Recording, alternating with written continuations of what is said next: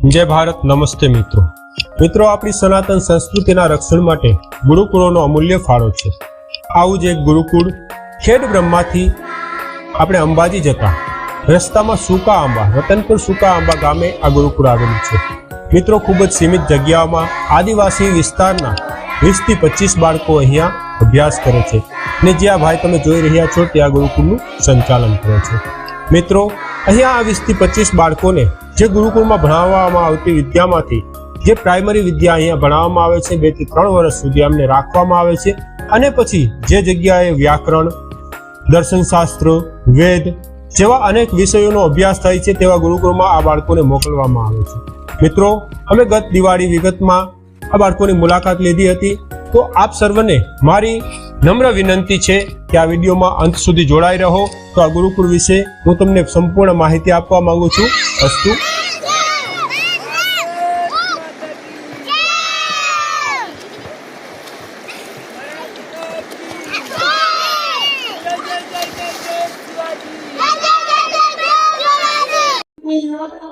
नमस्ते बधाने।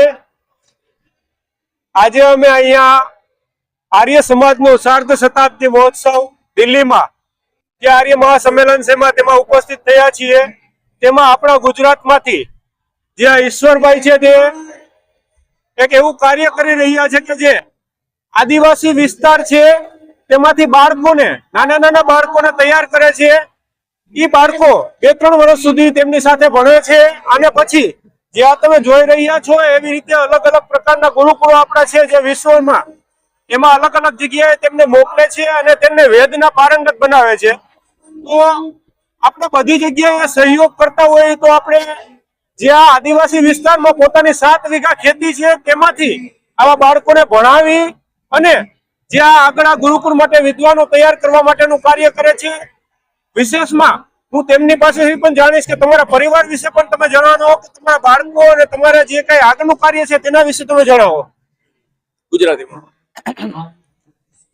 નરેશભાઈ, અમે જે અમારો જે વિસ્તાર છે આ જે બધી જ અમારી ટીમ છે અને આ લોકોએ જ્યારે અમે ગુરુકુળની શરૂઆત કરી તો આજે 10 વર્ષ થઈ ગયા। આમ તો અમે 26 વર્ષથી કામ કરીએ છીએ અમારા વિસ્તારની અંદર।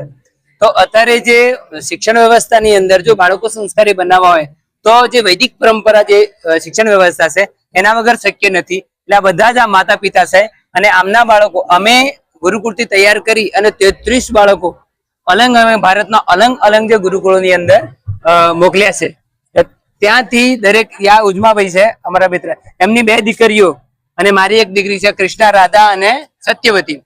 અમે દીકરીઓનું જે ગુરુકુળ નિર્માણ કરવા માટે આચાર્ય બનાવવા માટે હૈદરાબાદની અંદર અમારી 3 દીકરીઓ ત્યાં ભણે છે। ભરૂચની અંદર એક ગુરુકુળ છે, ત્યાં અમારા 7 બાળકો ત્યાં ભણે છે ન્યાય અને વ્યાકરણ, અને રોજડની અંદર 8 બાળકો ભણે છે વેદ। એમાં મારા દીકરા છે રાજેશ ઉજમાભાઈના એક દીકરો છે દર્શન, મારો ઋષિદેવ આર્ય અને દેવદત્ત આર્ય, અને આમાંથી બધા જ વાલીઓના અલગ ગુરુકુળની અંદર દીકરાઓ ભણે છે। હમણાં જ હૈદરાબાદની અંદર 10 દીકરીઓ હમણાં અહીંયા શું કહેવાય હરિદ્વાર ઋષિકેશની અંદર 10 દીકરીઓ મૈત્રી ગુરુકુળની અંદર આચાર્ય સવિતા દેવી ત્યાં મોકલી છે। એટલે આ ખાલી વાતો કરવી એવું નથી, એટલું કઠણ કામ છે। કારણ કે એક સામાન્ય શું કહેવાય કંપની નિર્માણ કરી દેવી ને એ તો ફટાફટ થઈ જાય, પણ 20 થી 25 બાળકો જો રાખીએ ને ગુરુકુળ ચલાવવું એ દુનિયામાં કાઠામાં કાઠું કામ છે। અને ભારતનું ભવિષ્ય ફક્ત ને ફક્ત ગુરુકુળથી જ શક્ય છે।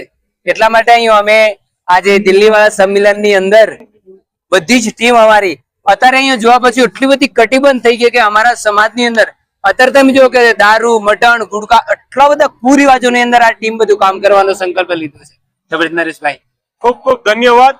તો હું ગુજરાતની સર્વ જનતાને કહીશ કે જે આ ગુરુકુળને લગતું કાર્ય જે આદિવાસી વિસ્તારમાં પોતે આદિવાસી થઈ અને પોતાની 7 વીઘા જમીનમાંથી જે ઉપજ થાય છે તેમાંથી આવું બધું કાર્ય કરે છે, અને આ જે કઈ ટીમ છે તેમને પણ ધન્યવાદ આપું છું। અને જે કોઈ લોકો આ વ્યક્તિને સપોર્ટ કરવા માંગતા હોય અને જે કઈ આપણે કન્વર્ઝન થી લઈને બધા આપણા મુદ્દાઓ છે તે આદિવાસી વિસ્તાર આપણો છે જ્યાં વિધર્મીઓ દ્વારા આક્રમણ થાય છે, તો એ આક્રમણોને દૂર કરવા માટે આ લોકોને સહાય કરો એવી હું નમ્ર અપીલ કરું છું।